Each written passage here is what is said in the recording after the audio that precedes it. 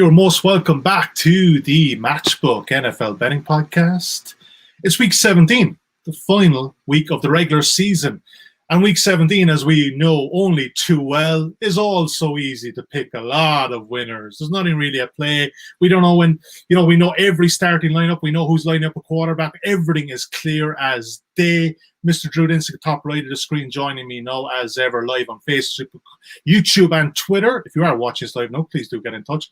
Mr. Fabian Suuma at the bottom of the screen from Western Germany, fresh from the turkey and the Christmas festivities. Mr. Suuma, you're looking fresh. I love that. You're looking very fresh today. Drew Dinsick, looking back at last weekend, buddy. Not a terrific weekend for us. I mean, I just knew on Saturday with the Cardinals, that was just, I just knew it wasn't going to be great then. Yeah, that was a wild no-show. And, it's tough to really pinpoint exactly what was going on there. My main takeaway from that is, and I think I keep notes throughout the NFL season, and doing this many years, I still learn things, and I learned something important in that game. And it's when you have a team like the 49ers that was expected to compete for a Super Bowl this year, and everything goes wrong in terms of injuries, and they're eliminated, week 14, 15, whenever they were eliminated, there is still an enormous incentive for all of the players who are down that roster to try to prove that they ought to be on the roster for next season. And I think that's pretty clearly what we saw with San Francisco and Arizona. You had a number of guys who were fighting for roster spots next year who played out of their minds. And Arizona looked like they thought they were just going to get gift wrapped to win. And, that's not uncommon for young teams with young leaders and head coaches who aren't super experienced. So in hindsight, that was like, there should have been red warning flashes, sirens going off every which way. The Cardinals aren't a winner to the tune where they recognize this is a potential, problem area. And and I think, as we look at this particular week 17, there's two ways you can approach it. You can come into it. You can get your luckiest coin and shine it up and flip that coin and try to pick some winners, or you can try to identify some of these motivational angles where you have teams that are, that are resting players, but they have depth, and that depth is going to look to prove to the coaching staff, to the general managers who will be back next season, that they deserve a spot on the roster. And I think there are a couple opportunities as we look across the board this week where we can identify some bet on spots where the market has overreacted in that regard. Suuma, week 16, your best bet with the Matchbook team, Eagles -2. Your Rob tag team with that as well. Not so good. Disappointing one for the Eagles in Dallas on Sunday night.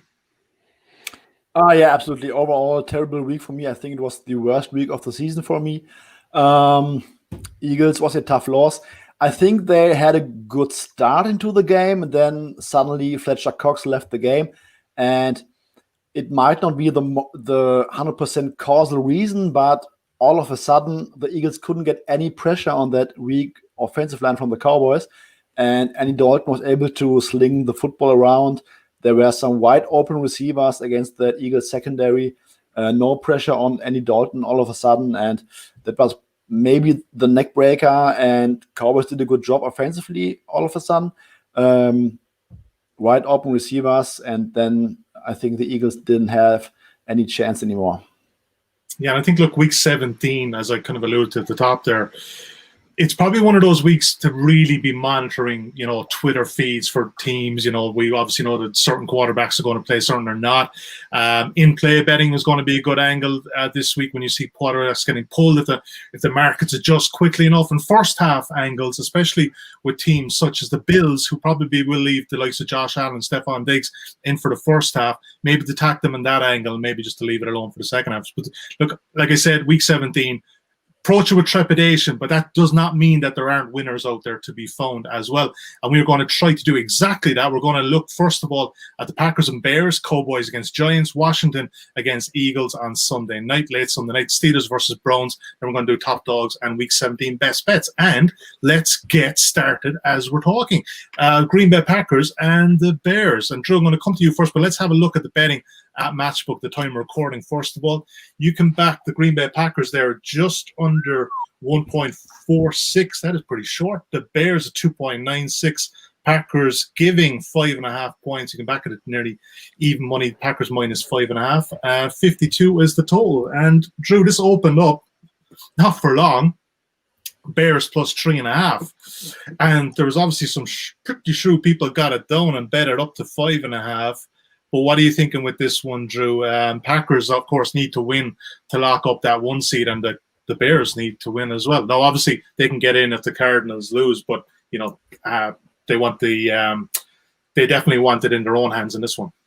Oh, I would say so. It's possible that the Bears don't. This isn't a true elimination game if they lose, as you noted. So situationally, the key factors in the handicap: if Chicago wins this game, they punch their ticket. Period. They're in the playoffs. They get the 7th seed. If the Packers win, they clinch the 1 seed. Period. So there is true motivation here for both of these teams to win this game. That said, I think the Packers win this game, they get a bye. So it's not likely that even with a heavy lead at halftime, you're going to see starters pulled. I think they play this game to its completion. Similarly, I think the Bears are a much different team than we saw take the field the last time the Packers played. If you recall, that was the game where Nagy pulled the switcheroo for the 3rd time this season. He benched Nick Foles, throws Trubisky in there, and really from that point forward, the Bears offense has been a totally different beast. And I don't know if you can completely give credit to Mitch Trubisky for that. It's not like he's playing at an all-pro level. Some of it is coaching. Some of it is the parts of the playbook that Nagy is, specifically looking to fire on. And weirdly, we've seen this throughout the Nagy tenure where, he's kind of oscillated back and forth between challenging Mitch Trubisky to try to grow and try to make him a better quarterback versus just giving him the good plays, the easy reads, the stuff that makes him look good. And over the last couple of weeks, we've seen more of the stuff that makes him look good. And notably last week against the Jaguars defense, that's absolutely terrible. You kind of do a little bit of a deep dive into Mitch Trubisky's performances, and besides last week, he hasn't really been that outstanding. It's, the team around him is playing a lot better, and I think the play calling has been better. So I understand entirely why the market was initially high on the Bears in this spot. This looked like, Bears need to win to get in, and the Packers clearly have the 1 seed locked up, but didn't quite work out that way. The way that Saints, Seahawks both winning Week 16 changed the calculus a little bit, and so there's been enthusiasm to back the Packers because people still think the Bears are somewhat fraudulent. I don't have a strong angle either way on the side here. I do think that there's been way too much made this week of the Packers defense all of a sudden being notable. I've seen mainstream media just glowing over, now we got a championship defense in Green Bay. That seals the deal. They're going to the Super Bowl. What? They're basing that off the Carolina and the Tennessee game and the Carolina game. Why? I mean, they didn't even look that good against Carolina. They let them in the back door with some soft scores in the second half there. And they, great. On Sunday Night Football, you throttled the Tennessee Titans. The Tennessee Titans offensive line could get absolutely no footing in the snow. No. They were on ice skates out there. And so the fact that your pass rush got home when they were going up against a unit that couldn't pass block and couldn't run block, that's not surprising at all. And it's still a soft team. They still give up way too much on the ground. I wouldn't be surprised at all if David Montgomery has a pretty solid game here. He's been a much more complete player over the last half of the season. Some of that is due to the offensive line for the Bears coming together and doing a lot better job of run blocking. Some of it is scheme. But the right angle of attack here, and I think Suuma and I are on the same page, getting in early on this over was the way to attack. At the current prices, it's 52 or getting close to fair price here. I think fair is 53. So it's not a ton of edge available. I wouldn't mind attacking the first half over at this point, just because you could see, you have two coaches in LaFleur and Nagy who are great game scripters. They're both incentivized to put the good plays in the first 15 here. And I think you could see a pretty efficient, first quarter, first half. If you can get in the 24 and a half ballpark, I think for a first half over at this point, I think that's worth firing on. But the full game over was the way I attacked this one, and I think that's the better angle. So current first half total at Matchbook, just in the interest of clarity and full disclosure, is 26. Wow. Yeah, so it's pretty much Wow. 50% of the 52. I know sometimes there can be different correlation in that. So it's a flat 26. And like Suuma, Drew touched on it there, and I think you're in agreement. This Bears offense have scored 30 points or more 4 consecutive games, first time since 1965. But how much of that is against pretty weak defenses? Jacksonville, Minnesota, Houston, Detroit. But then again, are we going to say that the Packers defense is better than any of those 4? Yeah, so it's very interesting. So I digged into the numbers yesterday, and since that game against the Lions in Chicago, I guess it was 1 week after the Packers-Bears game. Yep. That Bears offense really started to click on tape with the eye test, and over that stretch, since then, I think it was 5 games, the Bears are averaging 0.22 EPA per play, and that's, I think, 6th over that stretch. So they are a top 6 offense since week 13, and it's very interesting that Nagy has borrowed some plays from the McVay playbook, where Trubisky rolls out to one side of the field. He has 3 crossing routes, running from left to right, one guy into the flat, 1 medium and 1 deep. And then Trubisky just has to hit one of those guys who are wide open, or he runs himself. And they call this play like 10 times per game, and those 4 defenses were not able to stop it. It's also funny that Mitch Trubisky's passing grade ranks 33rd of 38 quarterbacks over that stretch. So he isn't doing much different. It's just that Nagy and Bill Lazor are calling plays that are so simple to execute, and they have been playing against some very bad defenses. That being said, I think we also cannot deny that this Bears offense is playing better, because if you simplify the offense, it makes it easier for everyone. So I would expect them also to perform better against an average defense. And I think that's what the Packers are right now. Like Drew said, I think their defense is a little bit overrated. They knew that the Titans would run the shit out of the ball on early downs. They used a lot of 6-man fronts. They just penetrated the line of scrimmage, and the Titans kept running the ball for no reason, even though they were down like 19-0 at some point of the game. So it was very stupid play calling for the Titans, in my opinion. And the Packers did a good job, but I don't think that we saw the real quality of the defense against the Titans. I think the Bears are capable of scoring points. They might score early, and I also think that the Bears know that their defense is going to get gashed by Aaron Rodgers. They are still down 2 starting cornerbacks, Jalen Johnson and Buster Screen. Johnson is dealing with a shoulder injury. I don't think he's going to be back this week. Buster Screen with a concussion might be back, but it doesn't really sound that optimistic. So they could be down 2 starting cornerbacks again. And the Packers have the best offense in the league by a mile. They are going to score against the Bears. The Bears can't do anything against that. And that should really make the offense keep pressing. And I think with the players on the line, I think Nagy and Lazor, they are trying to come out blazing. They will try to attack the Packers defense as much as possible. And I think that really sets up well for the over. I'm with Drew here. I played it at 51 yesterday. I would still play it at 52 over. I think the fair price should be 54 in this game. I just think this could easily turn into a shootout. I think the mean expectation for the Bears is probably in the 21 to 24 point range. The Packers could easily score 31 or more.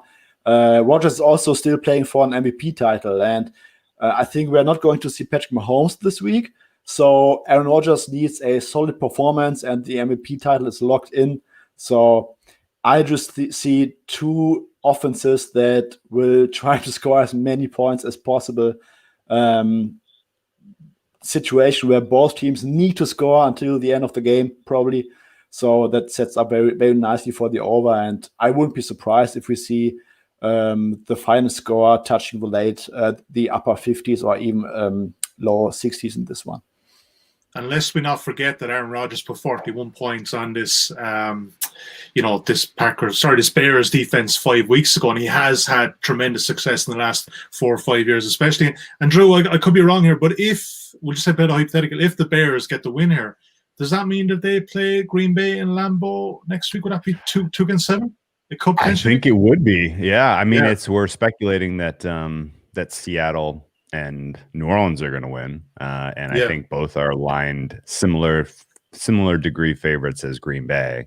But yeah, one of these teams lets down. Obviously among their opponents, the Bears are playing for the most. And yeah, this could potentially be the 2-7 matchup, which would be fascinating. My guess is you would see a similar line, something a little under a touchdown in Lambeau. If this was the wild card matchup, and the total would probably come down a tick, even if there is 60 points scored in this one, just because of sort of the playoff intensity expectation. But yeah, this is crazy. It's weird that this can possibly happen, that they just give us these divisional matchups, week 17 every year, and that sometimes you have rematches the next week in the wild card round. I don't like it personally. It drives me crazy as a handicapper. But this is, if the Bears win, they potentially punch their ticket to play this team again. Yeah, potentially about 3 or 4 of those in total. So look, guys, we'll say over 52.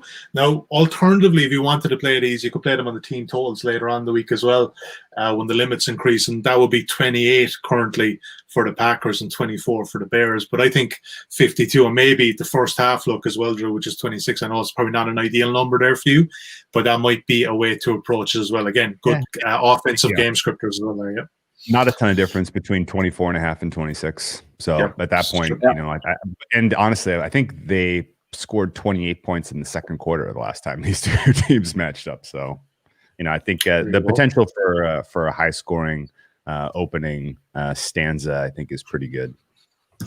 All right, and also the Packers defense has shown a tendency of just going completely into prevent mode if they have a big lead. And if the Packers jump a big lead, like let's say 31-15 or something like that, we could also see the Packers jumping into prevent mode, and which opens up some late garbage time touchdowns for the Bears. All right, good case made for points in Chicago on Sunday night. Great, let's move on. Dallas Cowboys and New York Giants is next up on the docket, and we look at the betting at the moment. Suuma, I'll come to you first for this one.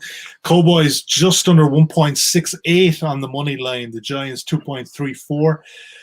Giants getting 3. No, it's 3. 1.92. 1.99. You come back to Dallas Cowboys -3. The total is 44.5. Suuma, this line momentarily on Sunday night, I think Drew got it. You probably got some as well. Open Dallas -1.5. It's been bet up to 3. Is that the right move, though, Suuma? And is the value potentially gone on the Cowboys now? The value on the Cowboys is gone entirely, in my opinion. I think this is a very intriguing game because we have the Jason Garrett revenge game. I mean, in the first matchup, he called a flea flicker on the very first drive, and I just can imagine Jason Garrett is going to come up with anything this week. I wouldn't be surprised to see end arounds, read option plays with Daniel Jones if he's healthy enough. Flea flickers, Philly special. We might see everything from Jason Garrett this week. So there's that. First of all, power number wise, I don't get to +3. I think I'm at Dallas -1 for this game, but it gets very interesting because we don't know how healthy Daniel Jones is. At +3, I would play the Giants, but I'm still holding out because Daniel Jones was averaging 5 runs per game until week 12. Then he got the bad hamstring, and he had one single run combined in his last 2 games because his hamstring is not 100% yet. So this is the first week where his hamstring and his knee injury might be good enough for him to run well enough and to scramble again. And this is a very important dimension of his game, because as a passer behind the terrible offensive line that cannot pass block, it's very important for him to be able to scramble.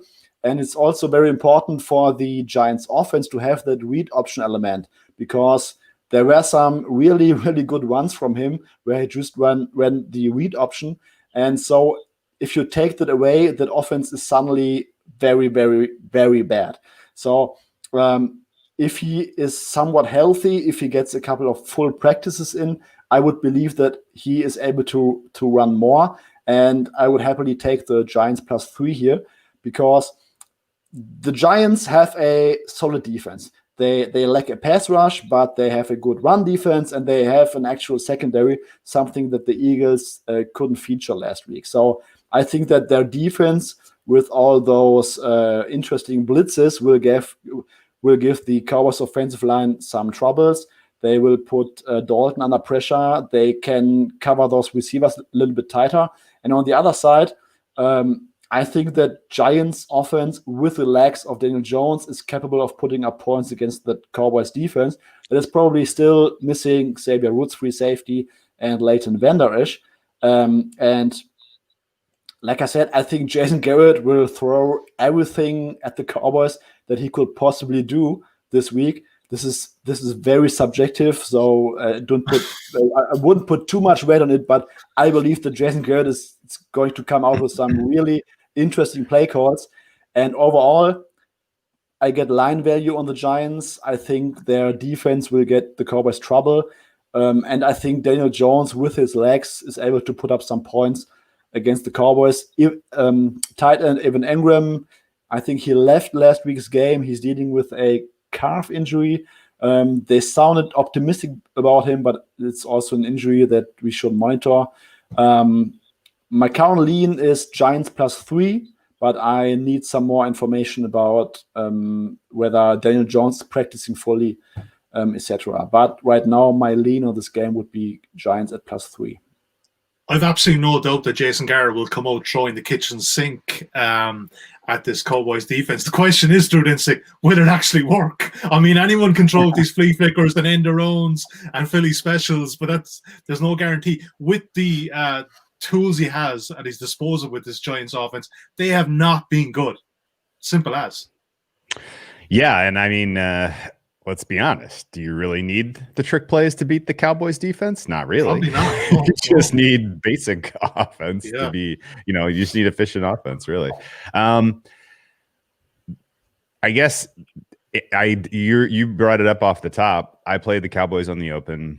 At the time, I made them 2.5 points favorites. I'd made about 55% chance to win the game. I saw 1. I thought this is going to move in their direction. No one wants anything to do with the Giants at this point, so this is going to move. I better take it now.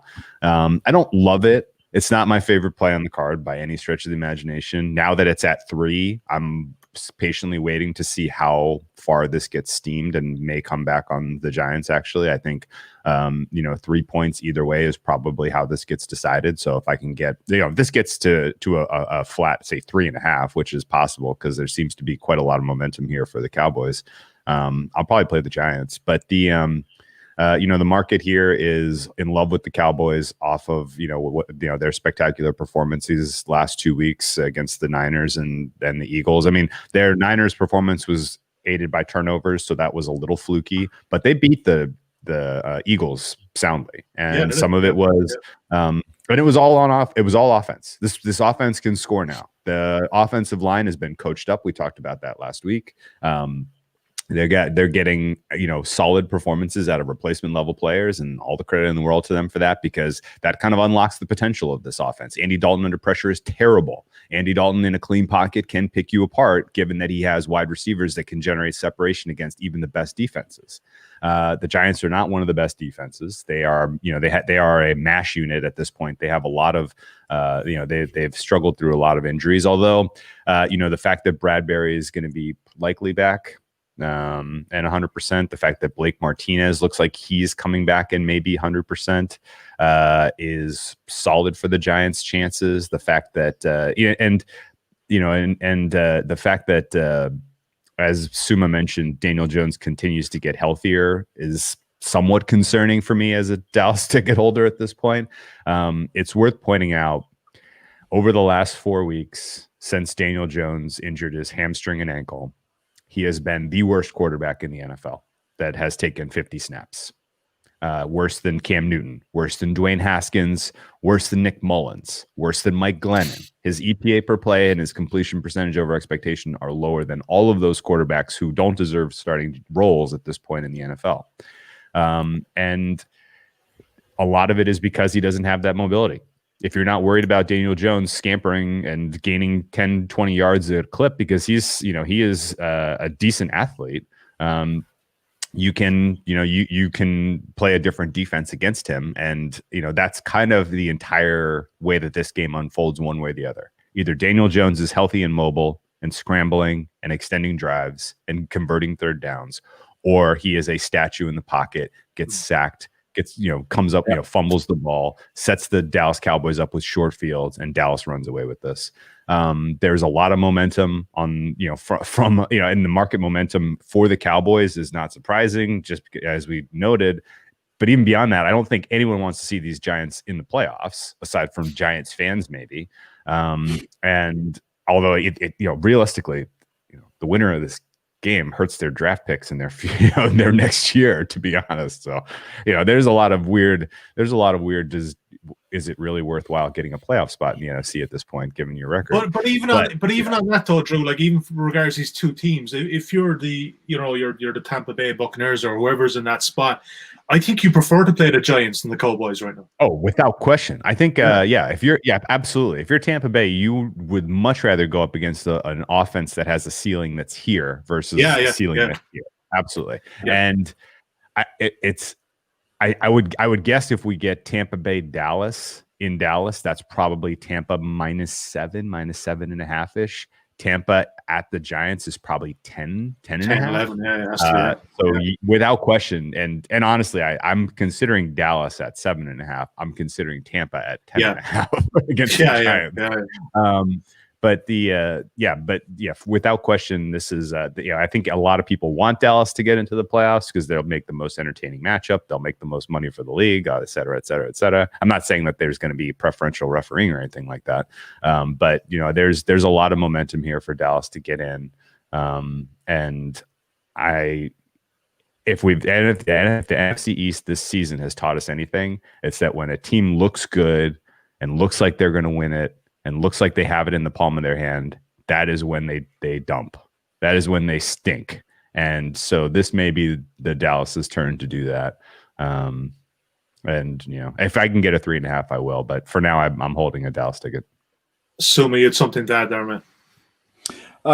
Zach Martin probably not going to play, and I can also see a scenario where the Cowboys pound Zeke too many times on early downs against a very solid interior line and run-stopping unit of the Giants, and that would also be a little bit in favor of the Giants, in my opinion. There's also been a very real move on this under here. It opened at 47. It's been bet down to 44.5. And you look back at the last, looking at the last 5 games for the Giants, they just haven't been scoring. Baltimore against 13, 6 against Cleveland, 7 against Arizona, 12 against Seattle, and 17 against Cincinnati. And again, of course, it's Colt McCoy in 2 of those games. But let's be honest about it. A healthy Colt McCoy and a Daniel Jones that is a statue, they're pretty much on even par, in my opinion, anyway. So, I don't know. It strikes me as maybe that number is kind of settled where it should be, maybe not one to get attached. All right, I think we move on from there, guys. I don't think we have solid consensus there, but that's okay. Differing opinions across the board, and that is just fine with me. Let's move on to the other NFC East game, the big one. Late on Sunday night, the Washington football team against the Philadelphia Eagles. Washington, you can currently back it just under 1.8 on the money line. The Eagles at 2.16. Eagles getting a 2.5 point start on the main handicap line.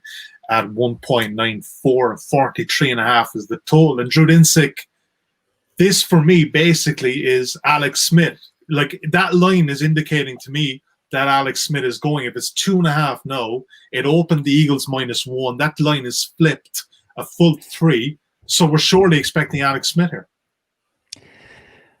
I would tend to agree that is the read you can make on the market, but whether that's appropriate is a different question. I mean, what have we exactly seen from Alex Smith in his return that tells you that he is, an NFL starting caliber quarterback, other than the fact that they happen to have won games when he started?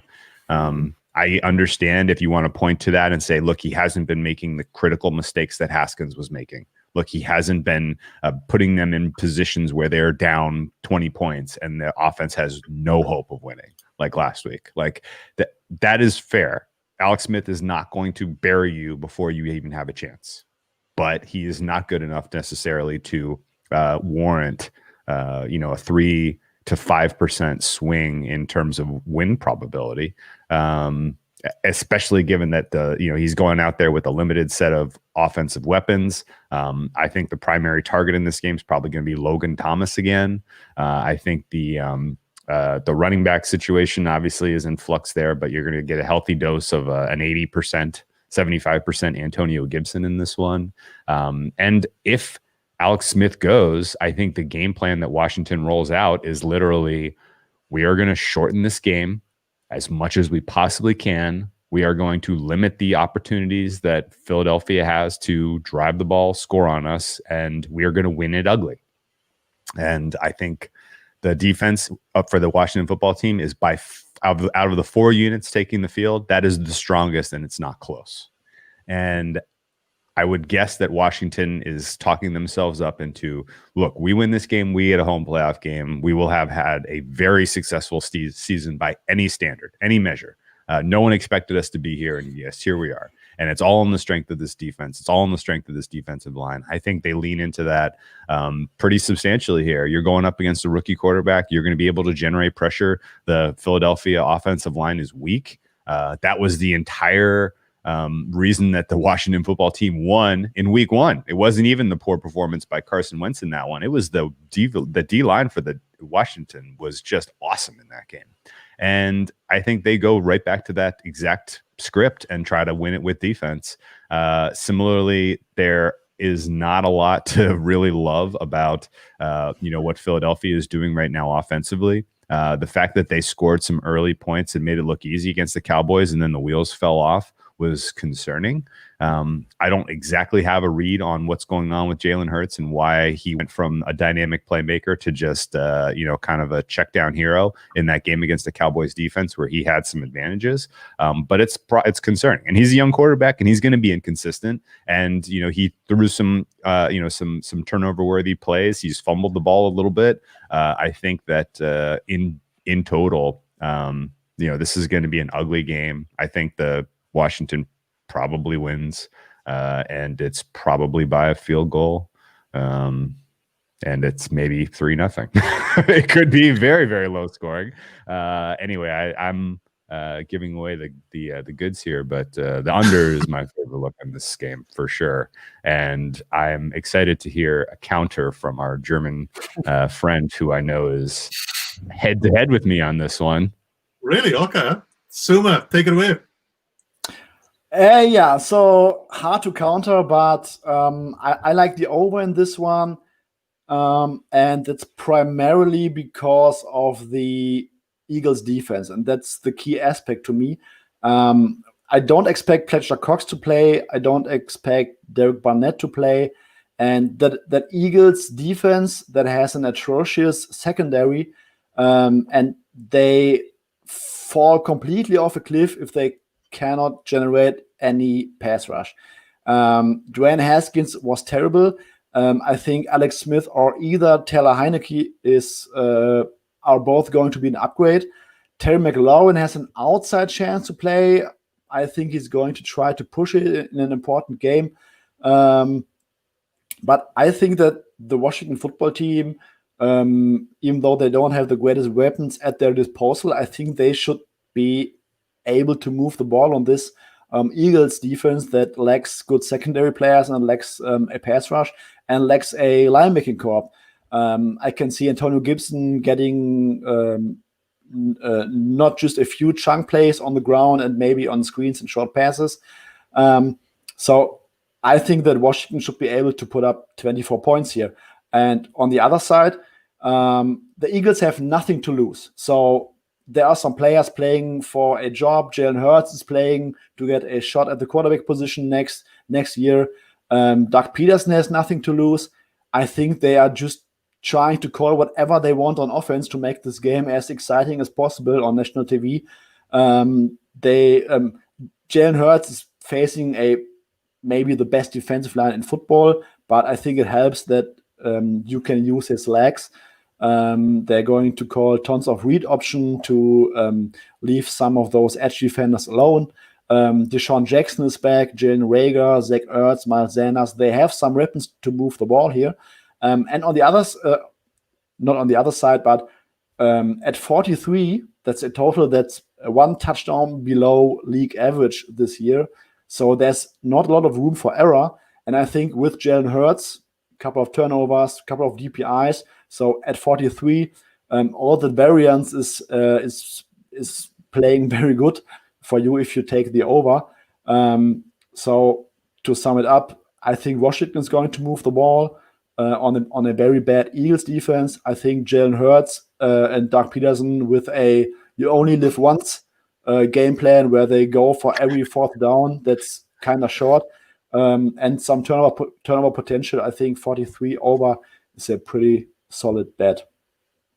Never like going against Suuma, Drew. None of us do. But look, if you've got a conviction as the under is the look here, then you just got to stick with it. A great call out. Like Ron Rivera even deserves the Coach of the Year award for getting rid of Dwayne Haskins. That was superb move during the week, wasn't it? I mean, that was needed. That was needed in a big way. Yeah, I have mixed feelings. I mean, Dwayne Haskins' entire tenure in the Washington football team was really it was a failure from launch. They didn't do a great job grooming him last year. They didn't give him the right kind of Jay Gruden started with Jay Gruden, didn't give him the right opportunities to really learn the offense, didn't want him in the first place, was determined not to make it work. Eventually threw him into the fire against the Giants last year and embarrassed him in his first ever opportunity to play in the NFL, and then got fired for it. The replacement coach Callahan last year decided he was going to run the ball 80% of the time. Never really gave Haskins the opportunity to learn it from the position. And then this year, with the shortened preseason and with no preseason in the shortened offseason, Haskins definitely didn't really learn the new offense. It was obvious. Rivera never really gave him a chance. I'm not trying to make excuses for Haskins here because he obviously has not played well and is not a starting caliber NFL quarterback. But the situation was pretty bad, and I wouldn't chide a team for taking a chance at him from a reclamation standpoint. If you have a coach and an offensive quarterback, if you have a quarterback room where you can, really help bring a guy along, I think you could probably make something out of his talent at the, still. Because even in a couple moments during that Carolina game, he has a cannon. He has a strong arm, and if you can somehow rein in his decision making, if you can lean into his strengths with your offensive structure, I think you could probably do something with him, at least as a backup. So I doubt we've seen the last of him. But surely it was a toxic situation in Washington and he needed to go. So credit to Rivera for that, I guess. I guess the last thought I have is I will be watching the quarterback situation in this one very carefully, having played an under, because I'm counting on an immobile Alex Smith back there. I'm counting on it big time. If Heineke ends up getting the start here and a surprise, then that opens up scoring potential for both teams. And it takes a little bit of the lid off the offense for the Washington football team. He could be a turnover. He's capable of throwing the bad pick, making the bad decision as well. Could give Philadelphia some cheap points. So if for whatever reason there's a surprise announcement, Smith's not going to get the start, Heineke's going to get the start. If this over ticks up to say 44 and a half, if the under comes down on the Heineke news, I'm probably out of this because it's a totally different handicap with Heineke than Smith in my opinion. Like I know it's all relative to the fact that he came in later on in the game when they had a 2-touchdown lead, but he actually looked okay the last day. At least he's moving the chains, and he is very, he's very experience with that Scott Turner system, being at the Panthers for the last couple of years with Ron Rivera as well. So I don't think he looked awful. But yeah, to be honest, as per sides here, I think getting the Eagles plus 2.5 gets to 3. I think that could maybe a look here. I don't think Washington, even with Smith, are a slam dunk. Right, gentlemen, let's move on. Last game we're going to talk about in detail is the Steelers and the Browns, and I cannot bring up the prices right now on Matchbook because it's just dropped off the board. That's going to happen. Browns this is some COVID issues. Again. Shoot. There you go. I thought we were going to get it under the wire. Damn it. Last time I looked, Steelers were getting 10.5. The total was 40.5, which is very low. But again, Mason Rudolph is starting there for Pittsburgh.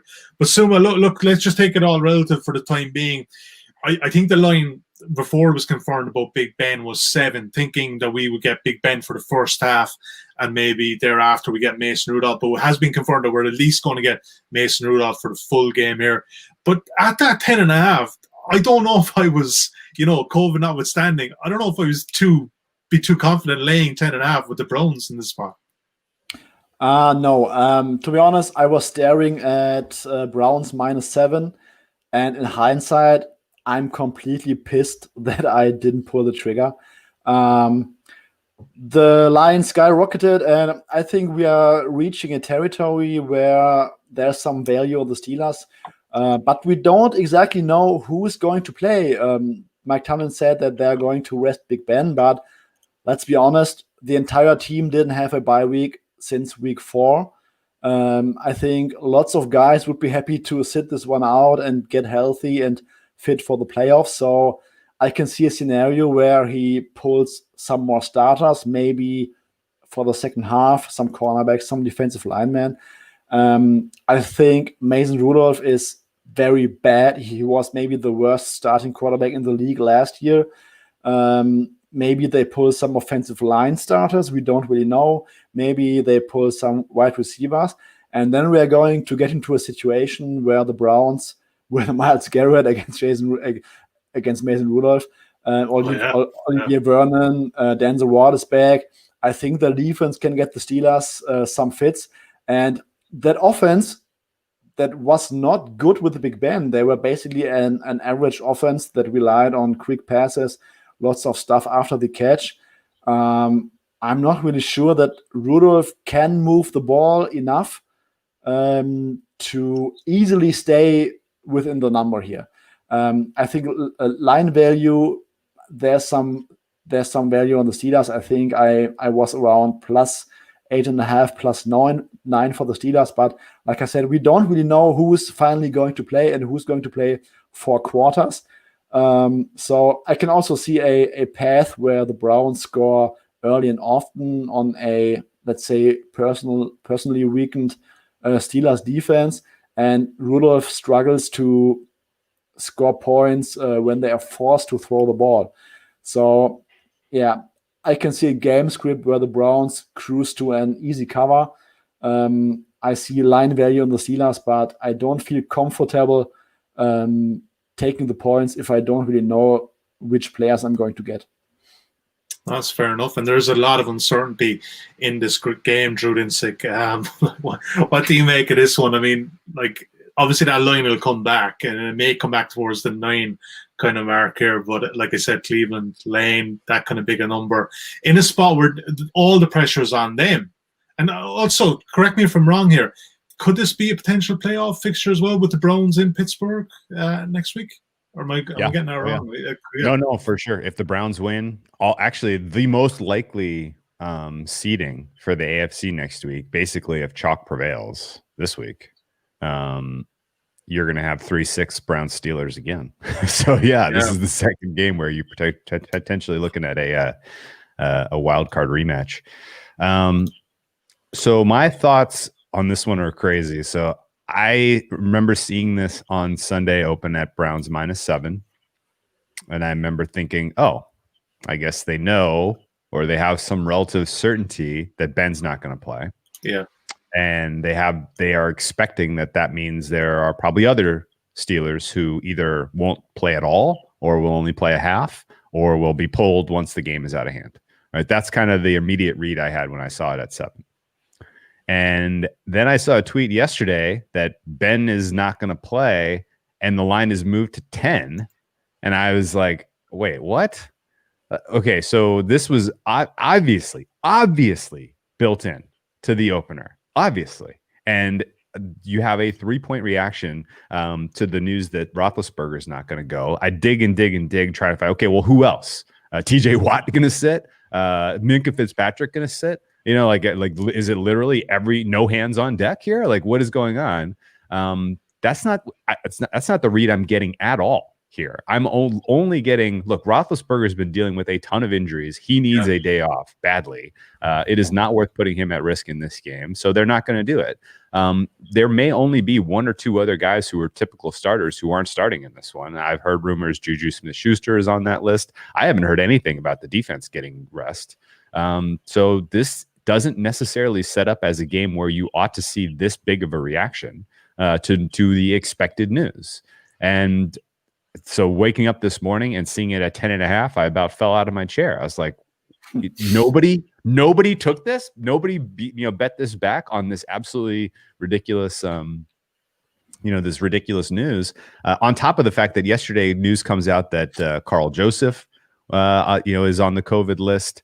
You have, can I ask you just to come back a second though? So just say, for example, that Ben Roethlisberger is fully, they're going to start him and they're going to play him for the full 60 minutes. What would this line be? And we need to kind of figure out generally probably how much. Yeah, so we're saying it's 6.5. The market is saying that there's only a full touchdown to Mason Rudolph. And let's be honest about it, with Ben Roethlisberger, he did turn it on the second half against the Colts. But if you go into the first half of that game and 3 games previous to that, he hasn't been playing well at all. You're absolutely correct. The distance between Roethlisberger in the second half of this season and the Mason Rudolph we saw last year is not that much at all, actually. And for all intents and purposes, Mason Rudolph is playing for a job next year. I mean, if he can't come out and show you signs that he can be a viable backup in this game after another year in this system, getting backup reps, I think it's pretty clear that the Steelers are going to have to move on and come up with a better future quarterback position. So this is a big game for Mason Rudolph. This might be the biggest game of his career. And it's tough for me to say with these weapons in the passing game, Schuster aside, who's probably going to sit, these weapons in the passing game, the offensive line is still going to be out there. Mason Rudolph can do a perfectly fine 2020 Ben Roethlisberger impression. I think the Steelers are absolutely live in this game. And then to get the news that the Browns are dealing with COVID issues. Last night I saw that come through. I sold down to +8.5 this morning. I got it at +106. I think that anything over 8 points in this one is a worthy play as long as you're getting, a flat 110 or better. And I think the Steelers are live to win this game because there are still a lot of issues with this Browns team, notably this Browns defense. The Browns defense made the Jets offense look like the 07 Patriots last week. Like they were moving the ball on them effortlessly. And they really only have Myles Garrett, who's one of the better players in the NFL, but when he's the only guy that can generate pressure on this D line, you can put 2-3 hats on him. And actually this is an interesting little revenge spot for Mason Rudolph and Myles Garrett. I didn't think we were going to get that this week. That makes week 17 a little interesting, huh? That's another good subplot there. Yeah. Yeah. So in summary, the market overreaction here to the Steelers resting players is ludicrous. I think Steelers at a price over a touchdown is a very fair value.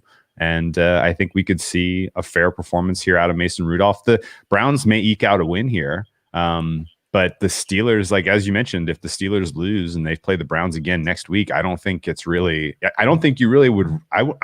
rather play the Browns a third time rather than say take on the Colts again or the Dolphins. Like those are probably your other two likely opponents if you can eliminate the Browns this week. So I'm guessing that you see a relatively honest effort here out of the Steelers, even though they need the rest. But really, it's Ben who needs the rest the most, and the rest of this team I think is going to be out there. Yeah, of course, as week 17, there's a lot of uncertainty there at the moment, and obviously with that game being off the board, we can't really lock in and play. I don't think it'd be too honest of us to do so. It may come back, Drew. It may come back. So you didn't take any. You didn't take any of that 10.5 this morning, no? I took 8.5. I played 8.5. Maybe about an hour before we came on. All right. Okay. That's it from the main slate of games. Of those, I know there's a lot of differing opinions between you guys, which is good. It's good to hear you basically show your work, explain why you came up with that, and people can make their own mind thereafter. But there was one consensus there, and that was the Packers and the Bears over 52, or maybe a first half angle, first quarter angle, who knows? But generally, overs is the look. Anything else, Drew, around the place? I mean, I'm just looking here. Miami and Buffalo's fallen off the board as well. That was an interesting one. I saw the opening was, I think, the Bills -3, and when I looked earlier today, it was the Bills -1, and I think it was actually maybe trending towards the Dolphins being favored there. And again, we're looking at maybe Josh Allen and a couple of these guys coming up for the first half, and also with this one, Drew. I mean, again, we could be looking at this matchup next week. So how much, if you're the Bills in this spot, how much do you really want to show to the Dolphins? You don't want to give them their good stuff. But the Bills, the way they've been playing, they bring their good stuff every game. I don't think they really give a shit at this stage. Yeah, and this one again, it's kind of that's a crazy one because the Dolphins are obviously substantially more dangerous offensively with Ryan Fitzpatrick than Tua. Yeah. I don't know how much more evidence you really need. So if the Dolphins really want to be in the playoffs, the fact that they're starting Tua in this game is kind of mind blowing.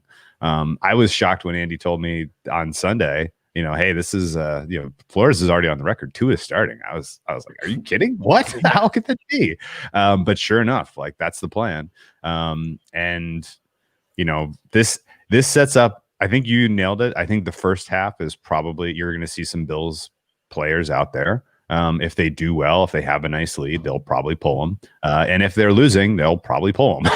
And I think this sets up well for a second half under. Like circle this one and get a feel for what's going on in the first half of this one, and then fire away on the under in the second half. But I again kind of considering how long it's been since the Bills have had a home playoff game. It's been like since 1996 or something. And considering the fact that they're making concessions to get fans in the stands for the playoffs, I would guess that the Bills really secretly do very much want the 2 seed, even though it doesn't come along with the same perks that it would in a normal year. The fact that you could potentially host, 2 home playoff games this year, I think is a big deal for this team, big deal for this franchise, the city, everybody involved. I think would like 2 home playoff games in Buffalo. So I don't know that I 100% agree with the Bills waving a white flag in this one. And honestly, like Sean McDermott was on record. We're keeping our decision making close to the vest here. I don't think he wants to necessarily be criticized by throwing his guys out there, which I think is what he actually wants to do. So we'll get a better sense as this the week kind of moves and we get a better more information here. But if this market opens up and Miami is is favored, I'll probably take a little bit of Bills money line and look for a second half under in that one. In terms of sorry. Yeah, go for it. In terms of any other bets, I'm not in any way, shape, or form prepared to see Deshaun Watson take the field for the Houston Texans on Sunday. The Texans have made a lot of bad franchise-altering decisions in the last several years. Lots of them. You need two hands to count all of the bad decisions the franchise has made. Putting Deshaun Watson out there in a meaningless game after spraining his UCL would be close to, if not the top of the list. I can't imagine that cooler heads don't prevail ultimately here, and that the long-term stakeholders for the Texans don't say, no, he's not going out there. In which case, this line should be like 14. The Texans' defense is really, really poor. I don't think that you can, the Texans and the Lions probably are, setting a new low bar for the whole season in terms of defensive performance here. And the idea that they're going to be able to reel in one of the best offenses in football, coming off of a game where they underperformed, playing for a division title, is tough for me to buy into. So I bet the Titans at -7, and fair price for me in this one is about 11. So I think they're still worth the play. Yeah, Titans -7.5, and look, I think that game is going to be up and down, off the board, on the board all week until we find out. But I think that's probably a good look. Even if Deshaun does go, he's obviously injured as well. And you know what the great thing about Houston and Reliance Stadium? There's no snow. That will not make any sense. The Tennessee offense, they should get back on track. I like that one. So, Suuma, unless you have any objections, man, I'm going to put that in as our second bet of the week. Suuma, any thoughts on that one, man? I agree with Drew. Unfortunately, the number is not really widely available. There are some couple of -7.5s out there. Now I think the number got pulled because Houston has some COVID issues in their facility. Can't catch a break today. Week 17 is just super rough, but I agree in general. I can't imagine Deshaun Watson going out there and play. And even if he does, I think it's going to be limited. It was late in the fourth quarter, and they needed some Hail Mary kind of throws from him to get on par with the Bengals, and he just threw some short passes when he needed a Hail Mary pass. So yeah. I don't really see 100% Deshaun Watson this week. The thing is, I didn't actually bring up those Titans-Texans lines when you were talking about Drew, but it's off the board of Matchbook as well, as Suuma alluded to. I mean, as long as we're airing other bets that are totally imaginary, I loved Cardinals +5.5 on Sunday. Sunday night, Cardinals +5.5. Even though we knew Jared Goff had a broken thumb, they still some way, for some reason, hung Arizona Cardinals +5.5. So congratulations to the LA Rams for winning by a touchdown. I don't know how they're going to do it, but I'm sure they will. Without Cooper Kupp, with John Wolford out there. So I don't know. This is a crazy week, man. Yeah, it is a crazy week. So look, I can't take the Titans -7.5, to be totally dishonest, when we can't actually offer them at the time we're recording. We'd love to, but like I said, that's off the board. It's probably going to reopen about 10 or 11 anyway. Just very quickly on Tua as well, Drew. Just watching that game, I think it was on Amazon Prime the last night, but they had NFL Network comms. Kurt Warner, I've never heard a guy defend a quarterback so much. He was just saying, oh yeah, look, he's just jumping down over the middle. He's being conservative. He's being careful. You're like, come on. Look, he's not very good at the moment. Don't get me wrong. Tua could turn into be a fantastic quarterback. I remember watching him like 2 seasons in Alabama. Again, outside of the injuries, he could be a terrific quarterback. But, he's not passing the eye test, and he hasn't done so for a fair few weeks now. And like you said, I cannot believe that Flores is not making that move to Fitzpatrick. It's almost like, look, Tua's my guy, and that's it, and we're just going to ride with him. But if you're going to just ride with him, why did they pull him against the Raiders last night? This is really complicated. It's really, really complicated, and I don't have the answers. I don't have a fair evaluation of Tua given what we've seen. I don't think it's fair to evaluate him one way or the other off of the handful of performances, given that he had no offseason, given that he had no preseason snaps, period. None, right? Like, he was recovering from a hip injury until like week 4. I don't think he even took practice snaps. So it's premature to say one way or the other that he is not the guy, but it's pretty clear that he has not performed anywhere close to the level that Ryan Fitzpatrick is. Yeah. So Flores is in a tough spot because management is telling Flores, we're not going to win the Super Bowl this year. We know it. Playoffs, playoffs or no playoffs doesn't really impact our bottom line one way or the other. Everybody's coming back next year. Everybody is in a very safe job, safe position from a job standpoint. And they have a massive amount of draft capital next year because they have Houston's picks. So it's important for management and for ownership to get a fair, to get as much tape as you can on Tua, because they need to make a decision next year about, do we draft another quarterback, right? So Flores has to be cognizant of that and has to put Tua out there to get that tape, right? On the other hand, he's got a locker room of players who want to play in the playoffs. They don't care if that the reality is they don't have a chance to win the Super Bowl. They want a playoff game. They want to win. These guys are pros. They're playing for future contracts. Their incentives are to get out there and win football games.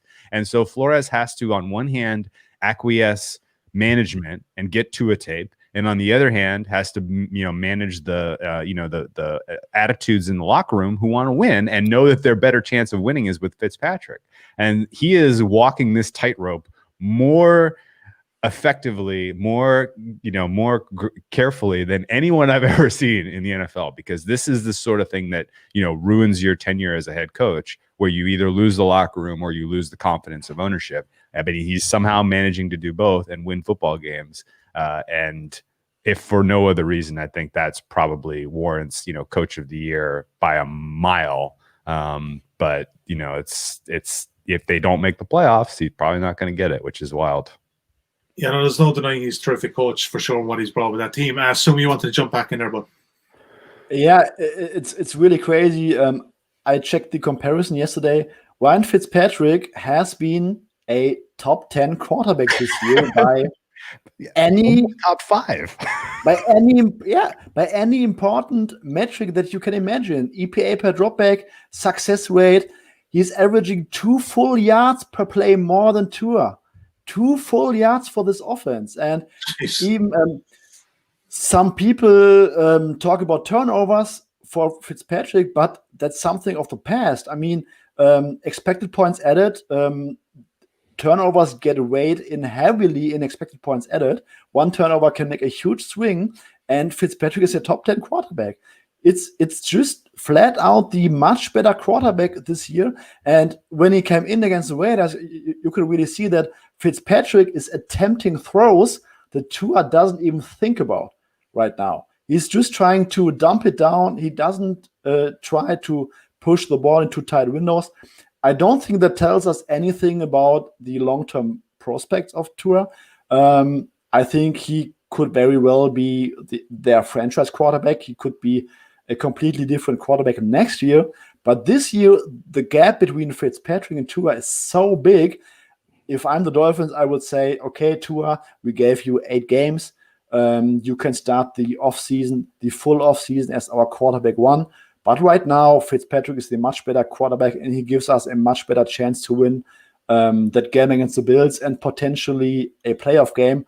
And we have come this far. We want to play in the playoffs now. It's Fitzpatrick's team. That's what I would do. I can also understand that they want to try to give Tua or keep Tua in that number 1 role. Okay, but if it's about your chances of winning a potential playoff game, I would go with Fitzpatrick. All right, we could spend a lot more time on that, and no, we will at another stage. We're almost out of time. I'm going to call a quick bit of an audible here, guys. I'm going to ditch top dogs this week. I don't think there was anything major that we were that excited about. So let's move on to week 7. Yeah, everything's off the board anyway. Yeah, week 17 best bets. Hopefully, some of these are on the board. If they're not, we'll try anyway. Drew Dinsick, your best bet this week, Matt. Well, I can't go Cardinals. Can't go Titans. Can't go Steelers. It's going to be the Packers-Bears over. So, Suuma, you're going to be the way you're laughing there. That means that you were going to take the exact same bet. Yes. Oh, jeez. Well, to be fair, look, we've talked for just under 65 minutes, and we've come up essentially with 1 bet. But it's not our fault that these games are off the board. That's just the way it is. And hey, it's week 17 for you. Look, I mean, let's be honest about it. We're going to anybody who's playing their normal bankroll in this week, it's not advisable. It's not advisable. Remember, we've got a lot of busy weeks coming up with wildcard games, an extra wildcard game in both conferences this year. Divisional weekend, conference finals, Super Bowl. You're going to have Super Bowl props. There's going to be a lot to come. So maybe just, keep your powder dry. And I will say, and Joey, I think you'll agree with me on this one, in play and the second half markets especially are going to be key this weekend to be starting to monitor games. Look who's coming in, look who's coming out, and those second half unders and fourth quarter unders if there's blowouts, all these ones. I think this is probably the way to make it pay in week 17. I would agree with that. Okay, that's it. We're done for 2020. It's been an absolute blast. Our last show of the year. Drew, happy New Year to you, buddy. The old fashions are going to be out on Friday. I know it, on Thursday night, Friday. We're watching a bit of college ball this weekend. Actually, speaking of which, I think Clemson blow the doors out against Ohio State. They're minus 7.5. I think they cover handy. Yeah, that's my one for you. Anyway, Trevor Lawrence, Lovin is still going strong. Notre Dame, I think, are getting 20 against Alabama. I think total there's about 62. I wouldn't put anyone off. Maybe the over there as well. It's a big total, but I think Notre Dame score on Alabama as well. I don't know why I'm talking about college ball. Maybe I just feel guilty because we haven't put in enough bets here. But hey, what are you going to do? Suuma, happy New Year to you as well, buddy. We will talk again next week, and happy New Year to all our viewers and our listeners out there. It's been an absolute blast in 2020. We'll be back in early 2021. And hey, 2021, it's got to be better than 2020. But let's be honest about it. We've actually got an NFL season. If you had asked us a couple of months ago, if in the last week of December we'll be talking about week 17 football, it probably was a good odds against shot. But hey, the NFL, it drives through. That's it from us. Like I said, we'll be back for Wildcard next Thursday with Rob Pizzola back on board. And I guarantee you we will have a few more bets than this week. Take care, and we'll talk to you then.